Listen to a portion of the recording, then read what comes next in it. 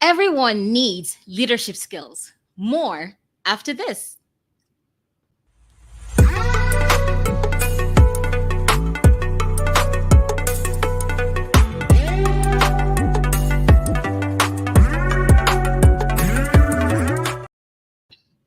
Hello, everyone, and welcome to another episode of Inclusive Workplaces with Amara. I am your host, Amarachi Atanaya Igboegwu, and I am so excited and so thrilled to be here with you today because I have a great show planned. As usual on this show, I really focus on helping people managers build more inclusive and sustainable workplaces. And today we're going to be talking about a topic that is so important. We're talking about building leadership capacity and why hard skills matter. So if you're joining in on YouTube or on LinkedIn, please feel free to share in the comment section where you're joining in from. We're always looking forward to connecting and engaging with our audience around the world. Now, the most exciting part of it, I have with me an incredible guest, my colleague, Ahmed Toure, with whom we're going to be discussing this topic together. I can't wait to bring him on. In fact, I'm bringing him on right now. Welcome, Ahmed. Hey Amara, how are you? Welcome Hi. everyone. Welcome. I'm very well, thank you, and welcome to Inclusive Workplaces with Amara. I want to Thank you. just quickly, share very briefly Ahmed's profile or bio. Ahmed is the HR manager in Sudan, in Khartoum, Sudan, with the Norwegian Refugee Council.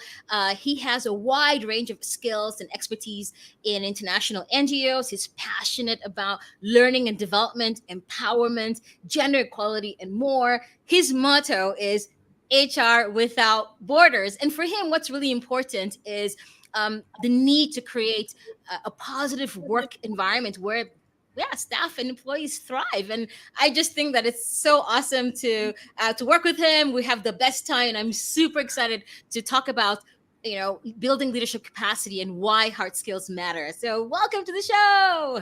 Thank you, Amara. So I think that we can actually jump right in. And today we're talking about building capacity, and a lot of times we always wonder, okay, what is leadership and why is it important? And you've been running a lot of leadership workshops around Africa, actually. Yeah. So I think we should maybe start with why must we continue to invest in leadership? Let's start with that question. Yeah, thank you, Amara. Actually, there is thousands of reasons to invest in leadership for me, but the most important one is it's a great motivator. You know, every company want to motivate the team to engage them. Investing in a leadership development, you send a clear message to your people that you care about them and inspire them to meet and exceed performance expectations. Yeah. Yeah, I absolutely agree with you. I think that a lot of times, a lot of times people think that, oh, leadership is for, like, the senior people, it's for managers, it's for the people who call the shots. And I would argue that leadership is for everybody. I think that everyone has a capacity to lead.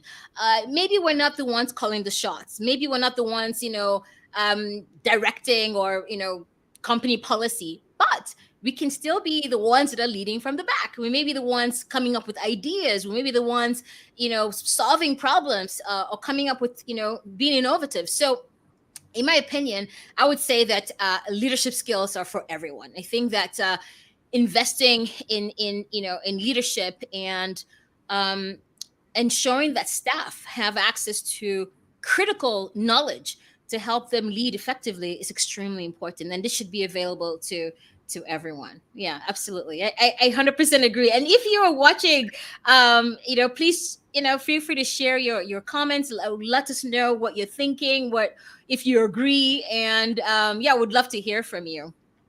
So the next topic, I mean, as you know, we are talking about, I mean, the title of our show is of this episode is building leadership capacity and why hard skills matter. Let's talk a little bit about hard skills. I mean, when you hear the word hard skills, what comes to mind? Yeah, Amara, usually people, I know you love this term, hard skill. People used to think also Yeah. about soft skills, but I really like this part, hard skills. For me, it's just, you know, a personal habit or a trait that shape how you work with people, how you behave with people in the work environment. For me, it's critical this to have the skills is critical to create a positive and functional and more importantly safe work environment. Mhm. Yeah, absolutely. I think that a lot of times, when we hear the word hard skills, it's like, oh, the soft skills. These are not, that's not important. We want the technical skills, the managerial skills, the skills that get work done, the skills that, skills that bring the money in, right?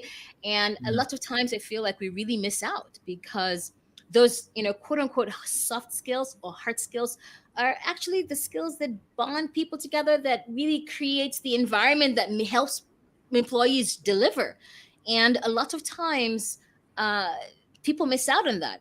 I feel like there's a tendency for the workplace to be a bit too robotic, and there's a real need to bring humanity into the workplace. And one way to do this is, by really investing in hard skills.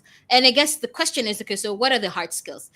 And I would say that, topics like, like you mentioned, psychological safety and failure, like how to deal with failure, influencing without authority, empathy, cultural intelligence. These are all skills that, that you really have to spend time learning, and you really have to also raise your self-awareness to be able to function appropriately in different situations that occur in the workplace, right, Ahmed? yeah, Amara, I couldn't agree more with you. You know, it's all about creating connection with others and with your people. And connecting with others has become so difficult. Through the pandemic period, many leaders struggle to keep team feeling connected. So that's why it's so important to talk about the subject that you just mentioned: psychological safety, influencing, empathy, cultural intelligence. How to mix all of this together to have like an inclusive and safe working environment. So that's why it's so important to talk about this topic. Yeah. Yeah, yeah, absolutely. And actually, we do have one comment here. Yeah, this is from Mazen. Mazen says, "Hello, Amara and Ahmed. Always interested topics as usual from you, Amara, and thanks for bringing Ahmed." First thing, why did you call soft skills hard skills? Okay, that's a good question. Like I said, a lot of times people say, when I hear the word soft skills, it kind of diminishes the importance of it. It feels like it's not important. We have the hard skills, right? It says like hard skills are they're more important. They're the technical, and then the soft skills just kind of, I don't know, it just sounds like this is the impact of it is a bit diminished.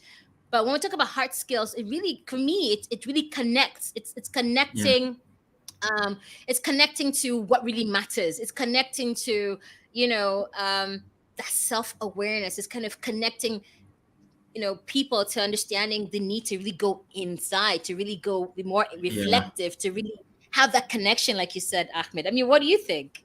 Yeah, totally, totally. I think it's just go beyond the title, ICT manager, HR manager, and see the person behind this title. Actually, the husband, the dad, that's much more important. Actually, so going beyond the title, which is also why Amar, I believe you wanted to emphasize this soft skill by making hard skill. Actually, Yeah. yeah, Yeah, exactly. So for me, it's like, the hard skill, I think for me, automatically what comes to mind is connection, right? Like, yeah, how do you connect? I want to kind of, the word heart, kind of connects to being human, that connection to that human part of you, and bringing that energy to the workplace where sometimes it's somewhat like, separated. Like, I don't want to be vulnerable at work. I don't want to be, showing emotion, right? Because in the workplace, you have to be like a robot. I mean, hopefully not, but a lot of times it's like that. You see managers who have to be, super tough and powerful. And the truth of the matter is that we're all human. And if we can spend some time, in investing in developing our hard skills and in developing, you know, our ability to like let's go into, like, say for example, psychological safety. You know, just being aware, you know, that your position, your power in the workplace plays such a critical role in how staff, you know, behave. And by, you know, recognizing the need to create an atmosphere where people feel safe speaking up without fear of any kind of negative, you know, consequences. Because the truth of the matter is, fear is real. Like, people, you know, a lot of times when we've run our workshops and we ask the question, like, how many of you have known the answer to a question and did not raise your hand? And literally everybody's hand went up, right? It's like, it's real. People are really fearful. They're fearful of people saying something negative, or being exposed, or looking stupid. I mean, you can think of, you know, a wide range of reasons why people do that. And so it's extremely important that as line managers or people managers, that they really invest in the need to engage with themselves, and in the need to also understand the importance of hard skills. So being able to raise that self-awareness, being more intentional, right? I mean, we're just talking about psychological safety. We still want to talk about other topics that came up in the workshops, right? I mean, Ahmed, what do you think? Any comments there? Yeah, definitely, definitely. I think it's, as you said, psychological safety is a must actually in all organization, and all leaders should be aware of that. If you want to have people feeling safe, coming to raising concern, discuss, being themselves actually, as I said, going beyond the title and focus on this pattern, the heart side. That's why it's so important, so people can just feel themselves and come up with concern, and where they can find solution. Yeah. Absolutely. And so Mazin has another question here. He says, in my opinion, one of the main factors to have inclusive workplace is to let staff feel free to speak their mind. How can you make people, staff, feel free to do that? Okay, I'm going to pass that to you, Ahmed. What do you think? That's a great question. Thank you, Mazin. Keep them Yeah, thanks, coming. Mazin. I think it depends on your leadership style. Actually, your leadership style. We mention sometimes different type of leadership. You know, the more open you are, the more inclusive you are, the more people come to you to express themselves. It's showing people being aware first about yourself, being aware of your people first. Learn, actually try to know them better, and then you can see how kind of workplace I want to have, how kind of working environment I want to have. Being open and share with your people, so they feel safe to come to you. Amara, during this workshop we talk about failure, which is something very important. It shows that we can all fail. If you fail as a leader, you show your people, okay, I'm human being, I can fail, we can all fail, and we can all learn from that. Your staff can be feel much more safe when they fail. They will not hide it, and they will come to you to raise this. So for me, it's all about the way you behave with your people. Yeah, absolutely. Thank you for that. Yeah, absolutely. I agree with you, Ahmed. And I think that, you know, more than anything, is also about establishing expectations. I think a lot of times, because roles are not very clear, people don't really know what they're supposed to be doing, and even the leadership style is not clear either. You know, sometimes when you're running a team, it's extremely important for leaders to be very clear about what they expect from their staff, and Yeah. also explaining, you know, how they prefer work to be done, right? So if you're more of like a coaching style, you know, communicate that with your staff. If there's a certain way you want your work or work to be delivered, explain that. Don't assume, right? So it's really about being able to communicate that effectively. And I always say, like, you know, one way to create psychological safety is also by knowing your people, and making them feel like they matter, right? We're human beings. Like I said earlier, we don't want to be robotic like this. Why am I talking that way? No, but what's really important is, you know, to bring that element of humanity. And that really means knowing your staff. I mean, knowing their, maybe their families, and just, you know, going beyond the hi, hello, and, you know, the very, very superficial ways in which we engage with staff in the workplace. You know, taking time to really do maybe team building activities. going a step further to really get to know your staff and their needs. I think this is so important. The more we add that human element, I'm telling you, people open up. And I can say that I have that kind of relationship with my line manager and our team. We just support each other so well. And that's because we do have that capacity to, to speak up without fear. I mean, there are many times where I don't know something. And trust me, I have had those moments where I'm like, ooh, should I say that I don't know this? But at the end of the day, I do say that I don't know it. And I don't ever feel like people are making fun of me or that I'm looked upon as not being good enough. I really feel super supported.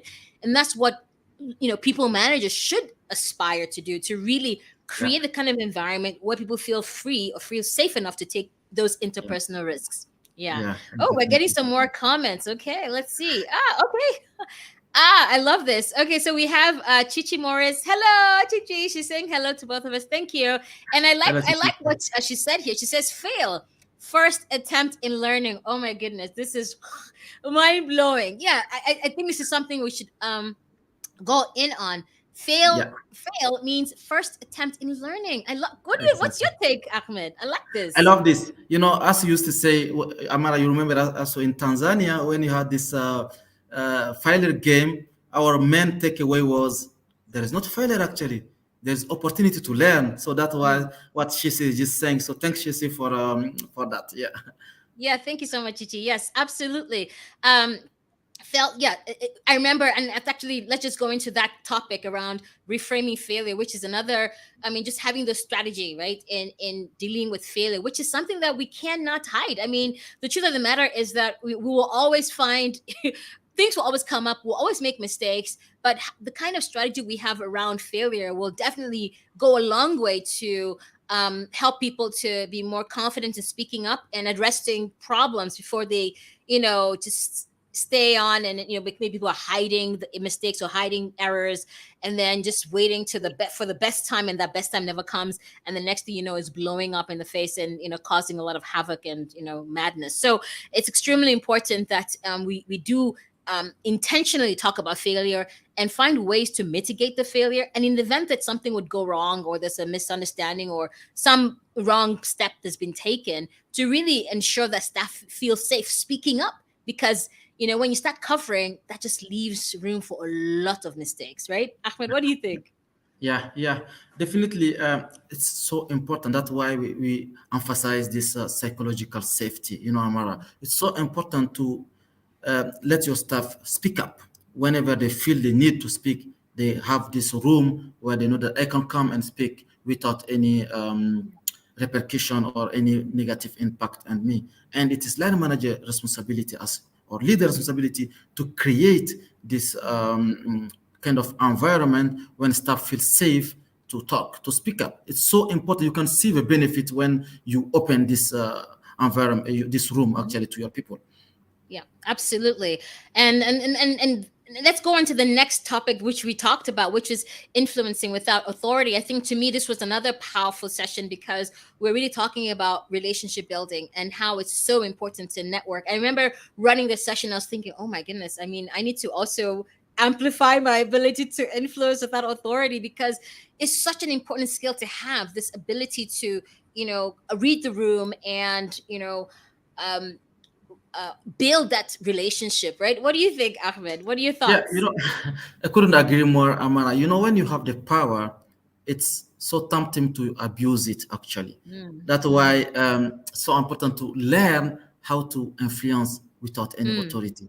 And we mm, have so many situations in our workplace, even outside, to actually experience this kind of skill. yeah. Let's say you are HR, you work with so many departments, finance, logistic, program. You have no authority with them, but you cannot do your job without these Mm, people. So how can you inspire these people? How can you influence these people to get a result from those people? It's same with external stakeholder that you have to work with them. You have no authority with them. They have the power in the opposite, mm, but you need to influence them so mhm. they can go in the direction that you want. So for me, that's a must skill that each leader, everyone should learn actually. So I'm so happy, Abs- Amara, we bring this topic in this workshop both in Tanzania and Khartoum. Yeah, absolutely. I think it's super important. I just love what you said about the. I mean, what do you do? How do you? What do you do when you have, people who have power, and you need to motivate them or inspire them to act. Whether it's you being a line manager and having staff that you need to get work done, you definitely don't want to come off like heavy-handed. That is, being super authoritarian, like do this, right? People will not give their all, right? People would rather give their all when they have buy-in, right? They'll be more Mm, willing to do things when they feel like, oh yeah, there's this sense of ownership, and that requires, uh, this influence and skill, like the ability to go behind and really read the room, whether it means getting stakeholders or people who advocates that can champion your cause, or being able to really understand what the issue is at hand and helping mitigate that before coming with your ask. I mean, it's really about reading the room and going all in your persuasive skills, right? Being able to figure out, okay, where do you stand, what's the issue, what can you do to connect and make a difference. So I really think that this was also a very good session where we got to talk a lot about influence and the yeah, importance of building relationships. Yeah. yeah, yeah, definitely. Yeah. Okay, so empathy is another topic, right? What was your key, your aha moments during this session when we talked about empathy? Yeah, actually, people just feel that empathy is first because there was some confusion between empathy and sympathy, and you remember during this workshop someone said, okay, sympathy is wrong, empathy is good. No, no, no, no, that was not what we wanted to highlight. Actually, sympathy can be also good, but empathy, the difference actually between empathy and sympathy is that empathy is about creating connection, Mhm. feeling others and feeling yourself and being able to create this connection. Sometimes you even don't need to talk. That my aha moment actually was that actually it's so easy to create this empathy. You even don't need to talk actually. Just show people that you care about them, that you feel their what they feel. And that was a great moment actually. Yeah. Yeah. Yeah. I also, I mean, absolutely. And another thing that I thought was really powerful was the importance of, delaying judgment. A lot of times, especially when we played the game, the courtesy of 21 Toys, Yeah. when we played the game, the empathy game, and, there's a need for people to take a step back and, and ask questions, because it's so easy to jump into conclusions. It's so easy to just assume, and especially when you're working when you're in the workplace and there's so many different perspectives flying around and different backgrounds. It's so easy to jump, as opposed to taking a step back and really engaging in active listening. And for me, empathy is really about delaying judgment. It's about understand the other person's perspective, like really getting to understand what they're saying. A lot of times we're listening to respond and not Yeah. listening to connect. We're Yeah. listening to have the perfect response because we can't wait to interrupt. We can't wait to say Yeah. what's on Yeah. our minds. Yeah. Yeah. But Yeah. when So empathy, we're able to take a step back. We're able to take a step back. We're able to, ask questions, clarifying questions, to ensure that we're on the same page. That, to me, though, delaying judgments, connection, and that perspective taking and engaging in active listening to me was really powerful. yeah, yeah. Yeah. Actually, a key word here was also this active listening. When you were mentioning this, some you can see in the room that some person, okay, okay, actually, usually you're right. I'm just listening because to reply actually, not to take information actually. So that's why this active listening it's so important, and to create this kind of connection. You cannot create a relationship. It's all about communication, and communication starts with listening first, asking open question. So that's why this topic was so important. Yeah.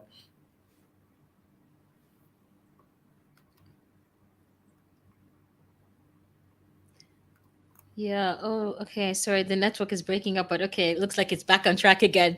Yeah, you're absolutely right, Ahmed. Oh, I'm not sure if people can hear me. Ahmed, can you hear me? Yes, I can hear you, Amara. Okay. Looks like the network is breaking up. Yeah. Sorry. This is Yeah. Sudan, so Another. Yeah. No, okay. So I think we can also talk about the need for cultural intelligence and why that's also very important. We work for an organization that's very diverse, and learning about cultural intelligence is so important. And I felt like that was also an eye-opening moment for a lot of our stuff of the staff, because we're talking about, okay, how do you prepare yourself to address some of the different ways of being, different ways of engaging, different ways of, yeah, of doing, right? Because we're coming from different religious backgrounds, different cultural backgrounds, different ways of thinking. And for me, it was really important that we address this topic. And I think there were lots of aha moments going off. I don't know what your thoughts are on that. Yeah, yeah, Amara. That was also an interesting topics that we discussed. This capability or ability to relate and work effectively across cultures, bearing similarity to the term cultural agility. Actually, how we can just and Hmm. work with in the multicultural environment, how we can behave, understanding each other, and not without judgment. Actually, and the aha moment actually here in the room was about bias. We all notice that we may have some implicit bias without even knowing it. So some people can say, yo, sometimes I used to be this, I used to say this. Oh, I wasn't aware that this was wrong. The implicit bias, because sometimes we are open bias that everyone know, and we know that this is to be avoided. But what was important that we were able to relate during this workshop is the implicit bias, actually, that we just don't know that it was wrong. And I was very happy that we were able to highlight this point. Yeah. Sorry if I feel like we're kind of breaking up. So I'm sorry that we're breaking up with the internet. So sorry about this. Yeah. Context, where we are. But nonetheless, though, I think you're making a really good point about the need for to kind of. I think that's still part of raising self-awareness. What being culturally intelligent is has to do with your ability to really know yourself and understand how you interact with others. Yeah. And so it's really important that we engage in self-awareness, that we understand the importance of you know bias. How do you know yourself? Do you know your biases? Do you know how, and how do you interrogate the assumptions that come with dealing with different people, right? So this is also very important.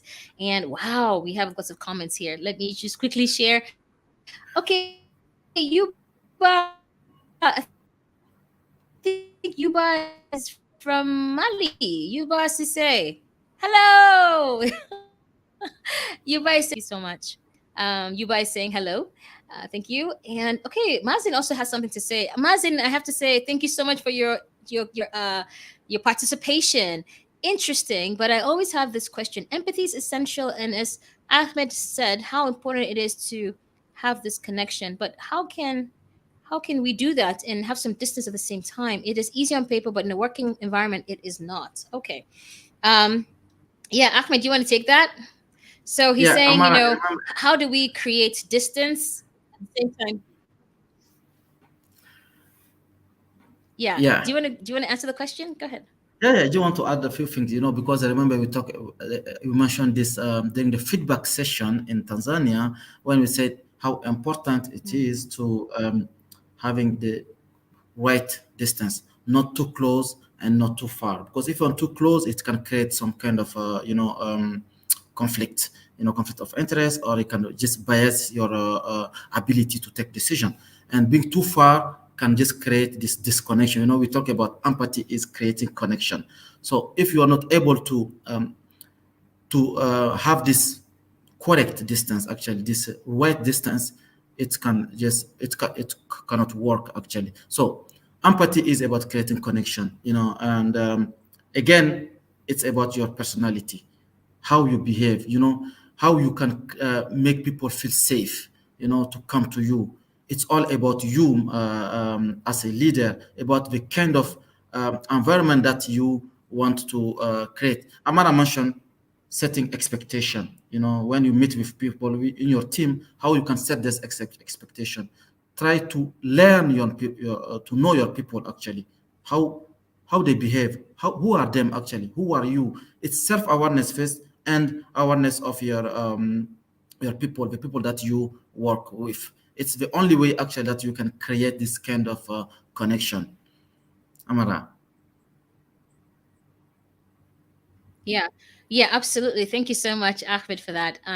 It's really about self-awareness, and it's also know having those healthy boundaries. If you can set very clear, expectations, and you really understand. I mean, you don't have to be best friends with your staff, and we're not saying that it should be chummy to doing things all the time together. No, but definitely investing in your people and getting to know them is extremely important. And by doing that, it gives you the ability to know how to help them, or to know how to support them.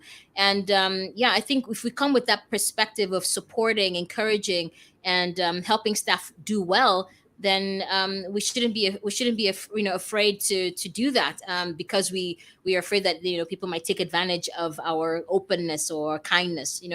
Let's think of it as supportive, or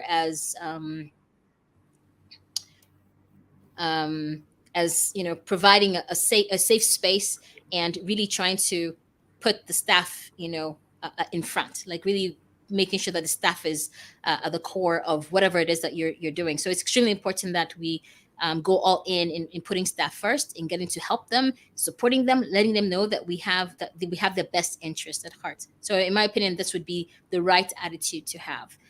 We do have Yeah. a couple more comments. We have, okay, Chichi says she can hear us. Well, thank you so much for letting us know. The network is not so for some reason we're kind of breaking, the network is it's breaking up. I don't know if you can hear me. I hope you can.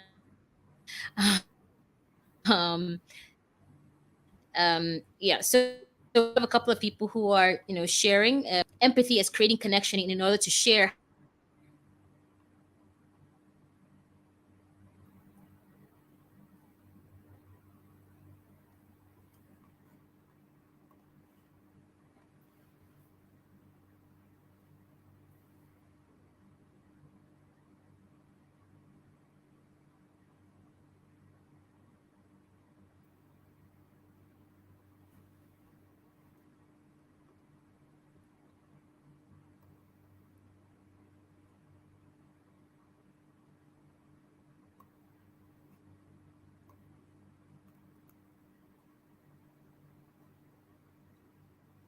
Sorry about that. Ahmed, can you hear me?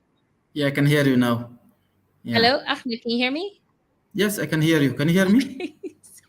Sorry, I cut out. I'm sorry, everyone. Yeah, I can hear you. And okay, Chichi can hear me too. Yeah. Sorry, everyone. Yeah, so the connection cut out. But yeah, thank you so much for the comments. I had Erica talking about connection and the importance of connection. So thank you so much for that. Um, and really, really appreciate that. So I think we can just talk about uh, our lessons learned. We've been working we're running workshops around Africa, and recently leadership workshops in Kibondo, Tanzania, in Khartoum, Sudan. Um, what are some of your lessons learned? What are some things that kind of popped up for me? I definitely think one great one good lesson is like less PowerPoint and more experience sharing. Yeah, totally. Actually, 100% of the feedback that we Oh, I received really was, apologize that the internet has cut out for some. yeah. Can you hear me, Hello, Amara? Ahmed, go ahead. Yeah, I was saying 100% of the feedback we received was about the way we Yes, deliver I can this hear you. this two I'm workshop. sorry about I'm sorry about this. Yeah. Okay, yeah, so one of the I don't know if people can let me know if you can hear me. I'm not sure if people can hear me, but I can one of hear the you very well, Amara. learning lessons learned was the need for less PowerPoint.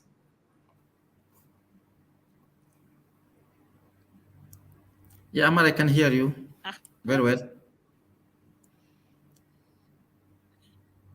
Can you hear me? So one of the lessons, or one of the learned was the need for less PowerPoint and more experience sharing. So really important to um, go all in on more experience sharing and really ensuring that people feel connected, because when it's too PowerPointy, it's just boring and people just disconnect. But we found that running workshops that are really more on activities and games and experience sharing was really powerful, right? Ahmed, what do you think? Yeah, definitely. I was saying that 100. Can you hear me now? Yes, I can hear you perfectly. Yeah, I was saying 100, actually, just to confirm that 100% of people that we feedback that we received, like both in Tanzania and Khartoum, confirmed just what you say. They were so happy about, impressed and happy about the way we deliver this training, which is far away from the traditional way of delivering training. When people come to workshop, especially leadership workshop, they don't expect teaching actually. They want experience sharing. You can see from Mazin question that he doesn't need like theoretical things. He wants to see how in the real life, in the working environment, they can apply what they learn. So that's why interactive experience sharing, experiential workshop is a must now, especially for this kind of leadership and development training. So Yeah. my takeaway here is let's review the way we deliver a workshop and make it less PowerPoint as much more experience sharing. Yeah, absolutely. I agree with you. And thank you everyone that's been saying, we can hear you, we can hear you. Thank you so much. This is very helpful. Thank you. Gosh, Ahmed, I can tell you, I love to just play and just have fun. I really believe like you learn more when you're having fun. And I definitely think like one of the key elements of the workshop was the different facilitation tools we use, courtesy of 21 Toys, to really amplify the learning. So we had the empathy toy, we had the failure toy, we had drawing, we had different games to really, first of all, create that bonding and really, get people to be relaxed and then be vulnerable. And we were able to really learn a lot through play. I mean, what did you think? Yeah. Actually, to be honest, I was not used to this kind of also learning via a game. This gamification. So I was first impressed to see that people, how people can learn from that. Actually, it's like you apply uh, a theory on a real life situation, and having fun, because as you notice at the end of the each game, when we summarize, we ask them what the key lesson learned from it. You can see how easily people can summarize their experience. They can summarize what they learned, and that was just fantastic to see that. Yeah. Yeah, absolutely. Wow, we've got lots of comments. People are really connecting. Someone said, okay, we don't know who this person is, but thank you. They said, I agree. And we have David Mwendu who says, very great, Amara. Thank you, David. And Liz Wool, hello. Hello from Nashville. Hello, hello. Great to meet you. Great to see that you're here. And this is such a nice feedback. Erica says, so glad this conversation popped in my feed this Saturday morning. Love the points about workshop and training delivery as more experience sharing and playful. I support this. Thank you so much, Erica, for your comment there. This is really helpful. We still have quite a lot more. Oh, we have people saying thumbs up, Ahmed. We have Fatima who says thumbs up. This is really nice. And then we have someone says more engaging, more practical. Absolutely. So the more engaging we are, the more engaging we are, in the way we run our workshops, the better it is to really connect with with whoever it is you're training. So that definitely, this was a really really big part. And I can definitely say another one is uh, community. Right, creating community is crucial. Yeah. A lot of times, when people are running workshops, I feel like they just jump, like facilitators just jump into the topic. Maybe they have like one, they have one energizer or something. But I think really spending time to create that community is so powerful, right, Ahmed? Yeah. Definitely. Amara, let me just tell you something. We did the same workshop in Senegal in 2020, Mhm. and still today, the WhatsApp group that they create is still active. They're still interacting. They're still connecting. They're still sharing experience. I really liked. Even this morning, they were chatting in this WhatsApp group just to see how important it is to have this community actually. Wherever they meet in the world, last time they can meet in Nairobi, in Uganda, and they are together. So what we am so happy that we were able to create this kind of community of leaders that can stay together and continue, because the leadership journey doesn't stop after this 5 days workshop. It's a continue journey. So I'm so happy that we were able to create this community, and they also love this actually. Yeah. Yeah, absolutely. Community. You're absolutely right. So community is so important. And like you rightly said, I think we still have WhatsApp groups from other trainings that we've run, and just being able to connect, and it's also so valuable. Remember, we talked about networking. This is a Yeah. great way to also network and support each other, Yeah. so that the Yeah. training doesn't end in the training room. It carries on to our day to day uh, tasks in terms of how we run our teams and so forth. So super, super important. Now we're coming to the end of our show, and I kind of want to talk about the call to action, because leadership, like we said, is for everyone, right? So we're gonna just quickly share what we want people to think about when you're running leadership workshop. What is that call to action, Ahmed? What should we be focusing on? Yeah, Amara, that's a great question. But first, my point go to the company. It's so important to invest in leadership, and as you mentioned, this soft or hard skill is so important, because usually company invest like thousands of dollars on Mhm. Millions. millions Yeah. actually Mhm. on technical skills, and they leave aside this leadership skills. Mhm. But what they forget is so important to have this leadership engaged people. Great successful leader create successful people and create emerging company and successful company. So it's a must to invest in leadership people leadership skills. And secondly, this now for the leader now, it's so important to implement and to embrace this topic that we share during this workshop, like psychological safety, empathy, communication, influencing. Those are cumulative knowledge and skills that can help like building a great organization to work for. Right. Absolutely. I agree. And I think, kind of going back to what you said, the need to put people first, right? Because at the end of the day, we have to recognize that people make the business, right? If you're not focusing on the people, you're basically hurting yourself, right? So if we go all in on developing those skills and building capacity with our people, with our staff, then we're definitely creating the buy-in to help us do well, to help us be more innovative, to help us be to create that kind of positive environment that allows people to really thrive and to bring their best work, which is what makes people feel like, yes, I want to be in a great place, in a great work, an organization. Now we want to be in a place where, how do I couch it? To work, to be in a great organization, to be a great Work organization. for. Yeah.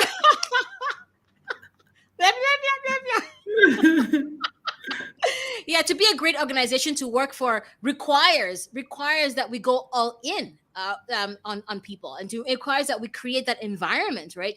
To create that allows people to feel that they belong, that allows people to feel like they're included, that their voices are heard. So important. Going all in with the people, and of course, connection, working. Building relationship and connection is also very important, and we do have more comments, which is great. We have Lucky Star. Oh, Lucky Star. Lucky Star says the training was very useful, far from the way we thought before. It has featured a strong base for leadership skills. This is excellent. Thank you so much, Lucky Yeah, Star, for thank you, sharing Lucas. that. Thank you. We have another person here. It's practical experience training for leaders is essential. Well done, Amara and Ahmed. Hey, we don't know who you are, but thank you. Or maybe I think it's Aikare. I think it is Aikare. Okay, thank you, Aikare, if that's you. We have another person here who says, leaders should ensure that they continue to train their staff, because they will all be leaders someday. Staff should not wait to be trained too. Sometimes their passion is all that's needed. It swings both ways. Leaders must intentionally lead from the heart. Empathy. Oh, I don't know who you are, but this is golden. Thank you. Thank you so much for sharing that. Um, and yeah, okay, Masin also say has something to share. one of the reasons to reduce turnover is to have incredible leaders. So yes, I believe it's really important to invest in developing leadership skills for staff. Thank you so much, Thank you, Mazen. Mazen. You're absolutely right, Ahmed. I think this is exactly why we wanted to actually share Exactly. our experience running workshops, leadership workshops around, Central West Africa and East Africa and Yemen, and just talking about the importance of going all in on hard skills, because Yeah, that's really what builds the connection. That's what gets people to feel connected. It makes helps people feel like they matter. And yeah, thank you so much, everyone, for sharing. Ahmed, you're nodding your head, so I know it's really connecting with you. You're exactly. remembering, right? Definitely, definitely. Mhm. So what are some any last words before we say goodbye? What are you thinking? I'm so happy that we had this workshop together, and I'm sure we will have order again. And just thanks everyone for the. You can see also from the comment and feedback that it was great, and let's continue this good job. Thank you. Thank you so much. Thank you, everyone, for joining in. Ahmed, we have the best time running workshops together. I think that leadership training is so important, so critical. And I'm just so happy that we can actually talk about this and share our experiences with everyone.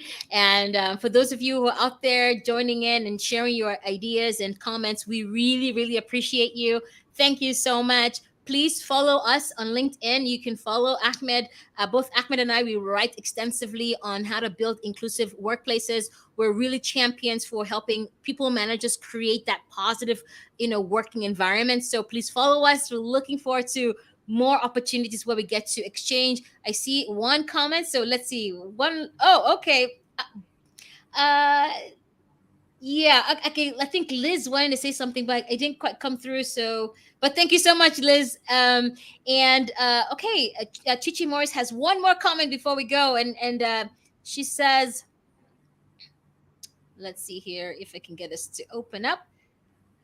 Okay, Amara and Ahmed, you both did great. You both are great at this. Thanks. Okay, thank you so Thanks, much. thanks, And Gigi. yeah, so nice. And that she also says this also breeds better productivity as staff feel seen, heard, and appreciated. Absolutely, absolutely. And this is why we need to go all in creating that environment. Thank you so much, everyone. Thank you, Liz. Thank you, Mazen. Thank you, Fatima. Thank you, everyone that's been here with us from the beginning. And sorry about the technical difficulties, but it's been such a joy being here. And so until next time, be well. Thank you and goodbye. Thank you.